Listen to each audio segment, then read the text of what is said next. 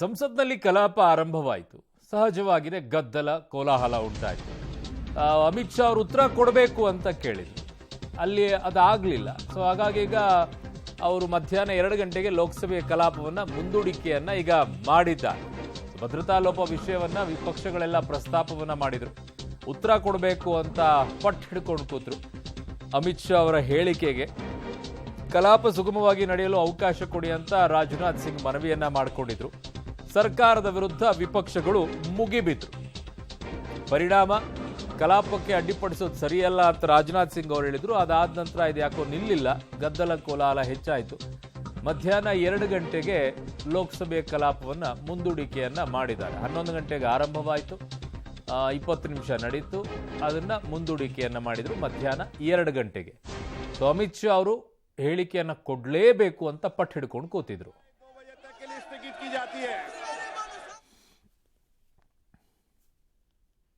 विषय को भी संज्ञान में लेकर के जो भी उचित कार्रवाई होगी राज्य सरकार से चर्चा करके रिपोर्ट मंगा करके उस दिशा में भी हम काम करेंगे।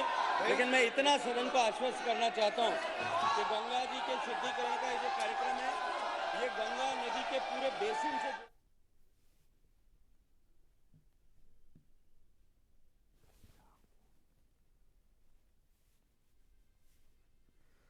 ಮಧ್ಯಾಹ್ನ 2ಕ್ಕೆ ಲೋಕಸಭೆಯ ಕಲಾಪವನ್ನು ಮುಂದೂಡಿಕೆಯನ್ನ ಮಾಡಿದ್ದಾರೆ. ಇವತ್ತು ಆರಂಭವಾಗ್ತಾ ಇದ್ದಂತೆ ಕಲಾಪದಲ್ಲಿ ಗದ್ದಲ ಕೋಲಾಹಲ ಉಂಟಾಯಿತು. ಕಾರಣ ಇಷ್ಟೇ, ನಿನ್ನೆ ನಡೆದಂಥ ಈ ಘಟನೆಗೆ ಉತ್ತರವನ್ನು ಗೃಹ ಸಚಿವ ಅಮಿತ್ ಶಾ ಅವರು ಕೊಡಬೇಕು ಅಂತ ಪಟ್ಟು ಹಿಡ್ಕೊಂಡು ಕೂತರು. ರಾಜನಾಥ್ ಸಿಂಗ್ ಅವರು ಮನವಿಯನ್ನು ಮಾಡಿಕೊಂಡ್ರು. ಇಲ್ಲ, ಅವಕಾಶ ಮಾಡಿಕೊಡಿ, ಸುಗಮವಾಗಿ ಕಲಾಪ ನಡೆಯೋದಕ್ಕೆ ಅಂತ ಕೇಳಿದರು.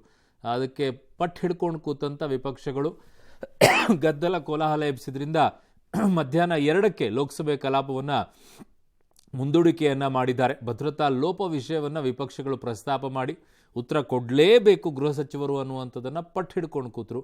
ಬಟ್ ಅದು ಸಾಧ್ಯ ಆಗದೇ ಇಲ್ಲ. ಗದ್ದಲ ಕೋಲಾಹಲಕ್ಕೆ ಕಾರಣವಾಯಿತು. ಉತ್ತರ ಕೊಡಬೇಕು ಗೃಹ ಸಚಿವರು ಏನಾಗಿದೆ ಅಂತೇಳಿ. ಬಟ್ ಉತ್ತರ ಯಾವಾಗ ಅಂತಂದರೆ ಅದಕ್ಕೆ ಏನಾದರೂ ಒಂದಿಷ್ಟು ತನಿಖೆ ಆಗಬೇಕಲ್ಲ. ತನಿಖೆಯಿಂದ ಆಗುವಂಥದ್ದು ಏನಿದೆ, ಆರಂಭದಲ್ಲೇ ಪ್ರಾಥಮಿಕವಾಗಿ ಸಿಗುವಂಥ ಮಾಹಿತಿಗಳನ್ನು ಇಟ್ಕೊಂಡ್ಬಿಟ್ಟು ಹೇಳೋಕ್ಕಾಗತ್ತಾ? ಸೊ ತನಿಖೆ ಏನಾಗಿದೆ ಒಂದು ಅಂತಿಮ ಹಂತಕ್ಕೆ ಬಂದ ನಂತರ ಹೇಳ್ಬೋದು ಏನಾಗಿದೆ ಅಂತ ಹೇಳಿ.